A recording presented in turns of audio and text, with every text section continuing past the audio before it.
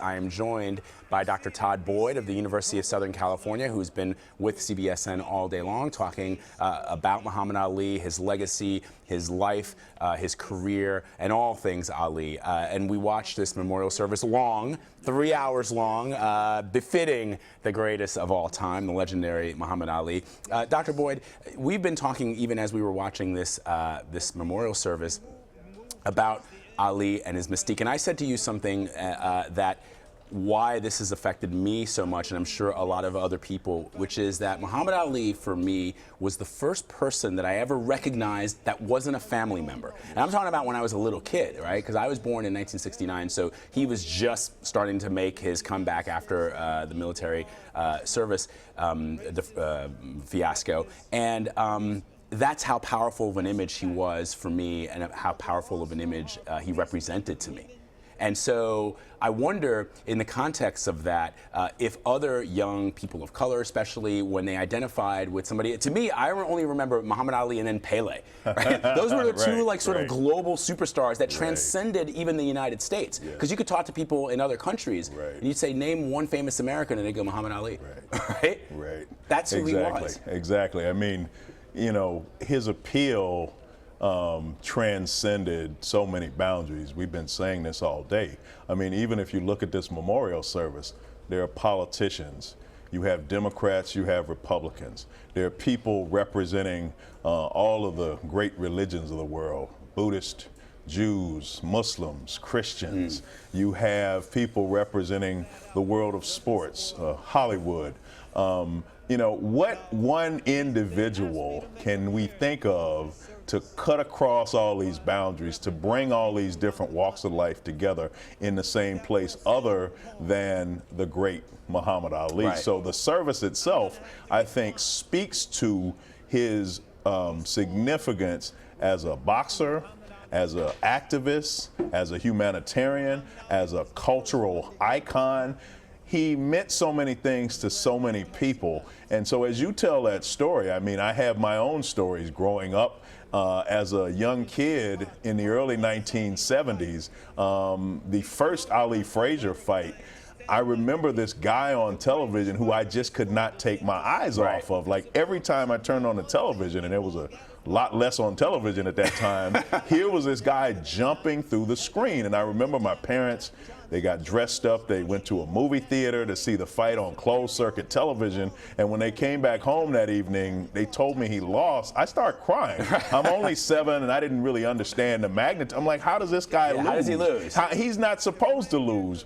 But you think about that, and that, of course, I often think of as that's my first public recognition of the world of sports, a world that would be very important to me as I would later grow up and pursue my passion in life. So I think Ali means something to us personally. He also means something to the country. He means something to the globe, to the world. Here's a guy who went to the Philippines to fight, who went to Zaire to fight, who everywhere he went around the globe, people were excited to see him. They embraced him. They felt his energy. They felt his love. And so I think what we witnessed today was really speaking to the magnitude of Muhammad Ali. And there's not very many people who could generate this kind of interest and excitement, and who would bring together so many different walks of life in the same space. The question that is always asked is, did Muhammad Ali find himself at the crossroads of history and took the path that, as he went on to say, to uplift his people? Was that a conscious decision, or was it he was swept along by the changes, the enormous changes that were happening in the 60s? Because when you look back at some of the great African-American sports stars, for example, they very reluctantly refused to talk about politics. They refused to talk about, even Jackie Robinson really didn't want to focus so much on being first. He just wanted to focus on his ball playing, right? Joe Louis, in the early days of Muhammad Ali's career, was not very happy that he was so brash and he was so outspoken, leading then Cassius Clay to say that these old guys were Uncle Toms, right? Was he a product of his generation, or was there something more? I think he was a product of his generation. I also think there's a different lineage. You mentioned Joe Louis, the great Joe Louis, the Brown Bomber, yeah. But to talk about Joe Louis, we have to first talk about Jack Johnson. Yeah, another great, I mean, who was very much, I was talking to somebody about this recently. I said, you know, Muhammad Ali wasn't the first outsized personality in the fight game. There's Jack Johnson, who used to have that white tiger on a leash, like walking the streets. Right. Right. And Jack Johnson was doing this in 1908. Right. Between 1908 and 1915 was the sort of peak of his career as a boxer. Very different times, even than the 1960s when Ali came along. You can sort of jump from Jack Johnson to Ali. Joe Louis's handlers, his manager and such, consciously created Joe Louis's image opposite to Jack Johnson because they felt Jack Johnson was too controversial. Joe Louis, a guy like Jesse Owens, another individual from that same era, I think came to represent America and race at a really different time. You think about Jesse Owens at the Olympics in Berlin. You think about Joe Louis fighting Max Schmeling and the sort of coming of World War II later. Right. Ali is a guy from the 60s, and when we think of the 60s, what do we think of? We think of civil rights, we think of black power, we think of the counterculture, we think of the anti-Vietnam War protests, which Ali is out front in saying, I'm not going. This is an era when you have a large group of people trying to dodge the draft. Right. You know, Dick Cheney famously got 5 deferments to avoid going to Vietnam. I was reading a story a couple days ago about the deferments or ways in which Donald Trump managed to avoid being caught up in this. Ali says, I'm not going to play these games. I'm not going. Right. I'm just not going. I'm not going to go to Canada. I'm not trying to, you know, prolong my time in college. I'm not going. And so when you think about his impact during the 60s and how we think about the 60s now, that was some 50 years ago. Right. Ali was very much a part of that time, as we all are. But he was also his own man. He was someone willing to take risk. He was someone willing to go outside the mainstream, to go against the grain. This is, as I've been saying all day, probably the first public figure in American history who was a Muslim back in the 1960s. For sure. He was a member of the Nation of Islam, which was controversial. He was very good friends with Malcolm X. The first Liston fight was almost canceled because of Malcolm X's presence in his camp. When you think about later in the 60s, guys like John Carlos and Tommy Smith at the Olympics holding up the clenched black fist. You think about sports being politicized, Ali was at the forefront of this. So there was the individual influence that he had. There was also the fact that, like any public figure, any individual, we're all products of our time. Right. So he represented the times, he transcended the times as well. But there's a lineage, and I think that lineage starts with Jack Johnson. It maybe circumvents Joe Louis and comes back around with Ali in the 1960s. As a matter of fact, Ali, by the 70s, once he returned from exile, as they say, his cornerman, the late, great Boondini Brown, would often yell, "Ghost in the house." The ghost he was referring to was none other than the ghost of Jack Johnson, because Ali felt that his life in the 60s and 70s was not unlike the turmoil that Jack Johnson had faced at a much earlier period of time. Yeah, and it's interesting, too, that you point out Jesse Owens from the era of Joe Louis, and perhaps in the era that they were living in when African Americans were trying to integrate the military, for example, at the start of World War II. Yes.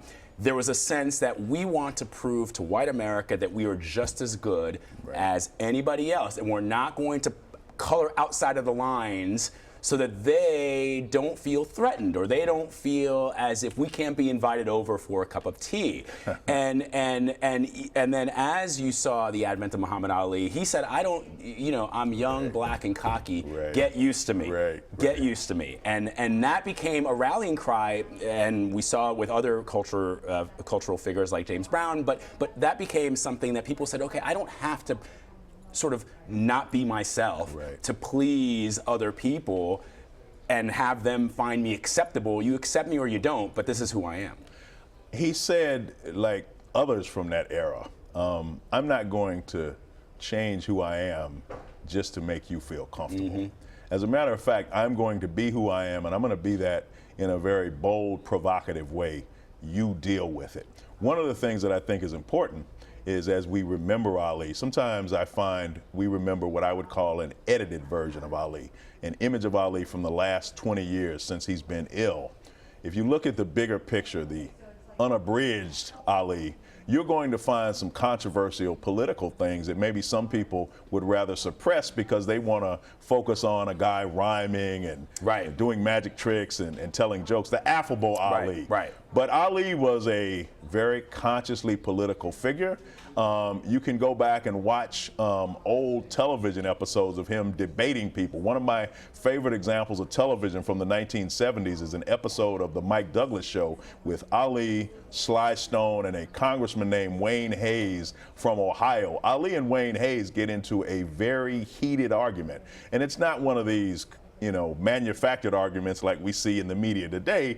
They're two people with very different opinions, and they go at it, and it's very real. Right. And you're listening to this guy, and then you pull back, and you're like, this guy's not a politician. He's not a professor. He's a boxer. He's a boxer. But he's holding his own, and he ultimately clowns the congressman who can't keep up with Ali in this context, talking nothing at all about sports, but talking about politics and issues of race in American society. So unlike Joe Louis or Jesse Owens, again, products of their time, Ali is a product of a different time. Right. The problem is a lot of other athletes have come along since Ali. They're cocky, they're arrogant, they're in your face, but they don't have the political substance. Yeah, I think it's more, I think for athletes today, one of the reasons why I think there can never be another Muhammad Ali is that I don't know of an athlete out there today that would risk the endorsements, the money, the fame, the house, all that stuff, the way that Muhammad Ali and perhaps Jim Brown is another example of somebody who said, you know what, this is not worth it if I can't be true to myself and if I can't take a stand. Now, the one thing I want to get your take on is, because we also forget when we sort of put these superstars on pedestals that they were very human and they could also make mistakes. Ali himself admitted, about various women. But the one thing, we always, a lot of people, you yourself talked about the first Frazier fight, Muhammad Ali and Joe Frazier. There's something that I read a couple of years ago about how sad Joe Frazier was. He considered Ali a friend even before they started to actually rumble in the court, but in the ring. But that it was the fact that Ali would call him, gorilla and Uncle Tom, right. And there was a sense, and this is a discussion that's sort of perhaps in the weeds, but I think people who are watching our broadcast and who are very interested in the life and career of Muhammad Ali will find this interesting, that Joe Louis was very hurt because boxers trash talk each other. That's what they do. Right. But he felt that Ali was going after him because perhaps he was darker skinned and Ali was not, and perhaps that he wasn't as good looking as Muhammad Ali was, as the way Ali used to say, I'm pretty, I'm the prettiest one. Right. And that for Joe Frazier, it went beyond trash talking. Is that, did Ali, and I know that he never expressed remorse, but he probably in some way said, I might have been a little too hard on Joe. Is that a fair assessment? I think it is fair, and I think that's what I was alluding to when I said the edited Ali. Ali was a human being. And we can talk about him today as a symbol, we can talk about him as an icon, but he was a human being. And as human beings, we all have flaws. And I think it's important that when we talk about human beings, particularly in this age of social media, that we talk about them as human beings, as people. His flaws and his strengths are what make him human. So you talk about his conflicts with Joe Frazier, 3 great fights. The first fight in 1971, it takes us through the second fight and then eventually the Thriller in Manila. Incredible rivalry. I think Ali took advantage of the fact that Joe Frazier was just a boxer. He wasn't charismatic. His tongue wasn't particularly slick. He's a guy from South Carolina. That scene in Rocky when Rocky's like punching the side of beef, that comes from Joe Frazier. And he and Ali were friends. I think the thing about it is Ali, when he was not allowed to box, Joe Frazier reached out. He gave him money. He spoke to Richard Nixon in hopes of getting him reinstated. He tried to help him. But then Ali turned around and began taunting him, calling him a gorilla, saying he was an Uncle Tom. And I think the politics of the day meant that there were conservative white people, for instance, who hated Muhammad Ali and who embraced Joe Frazier by default. They didn't care anything about Joe Frazier. It's just that he was against Muhammad Ali. I think what Ali did to Frazier was ultimately unfortunate. And I think later in life, there are many suggestions that he acknowledged this and he regretted doing. He went too far. Right. And I think the thing is, you know, when you're a guy like Ali and you get everybody's attention, you know, you have a rapt audience, it's sometimes hard to modulate yourself. Right. I think in the case of Frazier, he may have went too far. There are other things that he did that perhaps he went too far. I remember hearing Mike Tyson tell a story once, and this again goes back to Frazier. When Ali and Frazier's fighting, he says to him, "I am God. You must worship me." And Frazier, of course, says in the first fight, "Well, God's getting his ass kicked tonight," you know? Right. I mean, so this guy in the ring could taunt people. He could provoke them. He could push people's buttons. He had charisma. Joe Frazier didn't. Joe Frazier was not a match in that regard. He was a match in the ring, but he was not a match for the larger-than-life figure that Ali was. And I think there were times when Ali really took advantage of that. That's unfortunate, but that's what makes him human. We're not talking about a saint. We're talking about a human being. That's exactly And human right. beings need to be talked about with their flaws and their strengths all laid out in front of us. And that is what we've been doing here.